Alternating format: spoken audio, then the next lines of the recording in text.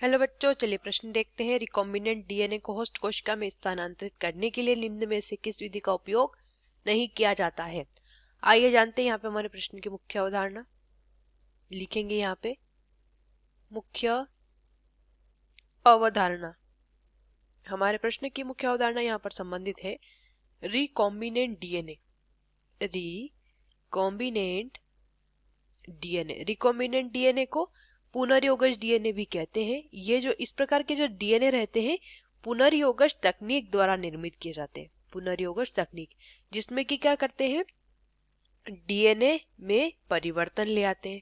किस प्रकार की जो ये तकनीकें होती है, डीएनए में परिवर्तन लाना, या फिर डीएनए में जो जीन होते हैं उन जीन स्तर पर क्या ले आना, परिवर्तन ले आना। इस प्रकार से जो परिवर्तन रहते हैं ये पुनर्योगज तकनीक के अंदर किए जाते हैं और जो डीएनए तैयार होता है बाद में उसे रिकॉम्बिनेंट डीएनए कहते हैं। अब इस रिकॉम्बिनेंट डीएनए को कहाँ पर, होस्ट कोशिका में स्थानांतरित करना है। कहाँ पहुंचाना है, होस्ट कोशिका, यानी जो हमारी टारगेट सेल जिसे हम कहते हैं वहां पर अगर इसे पहुंचाना है तो कौन कौन सी विधि का प्रयोग करते हैं। देखिए, सूक्ष्म अंतःक्षेपण का प्रयोग करते हैं। किसका प्रयोग करते हैं, सूक्ष्म अंतःक्षेपण, जिसे माइक्रो इंजेक्शन कहते हैं। इसमें क्या करते हैं, माइक्रो पिपेट या छोटी सुई का प्रयोग करते हैं। उसके बाद जीन गन विधि का भी प्रयोग किया जाता है इस प्रक्रिया में, और भुजा रहित रोगकारक वाहक का भी प्रयोग किया जाता है। भुजा रहित रोगकारक यानी एक रोग कारक लिया जाता है, उसका प्रयोग वाहक की तरह किया जाता है। उसमें इस रिकॉम्बिनेंट डीएनए को जो है प्रवेशित करा देते हैं होस्ट कोशिका में इसकी मदद से।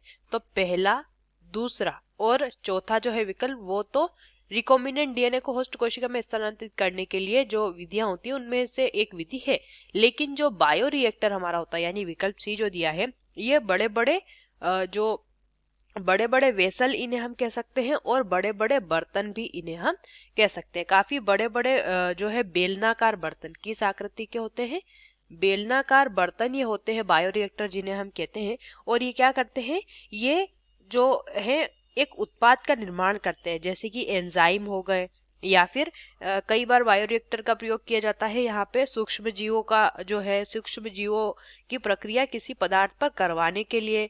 तो इनका जो आयतन रहता है 100 से 1000 लीटर का रहता है। अब यहाँ पर विटामिन, ऑक्सीजन, ये सभी इसके अंदर निर्मित होते हैं। अब यहाँ पे क्या करते हैं, इसके द्वारा रिकॉम्बिनेंट डीएनए को होस्ट कोशिका में प्रवेशित नहीं कराते हैं। विकल्प सी हमारे प्रश्न का सही उत्तर हो जाएगा। आशा करते हैं आपको इस प्रश्न का उत्तर समझ आया होगा। धन्यवाद।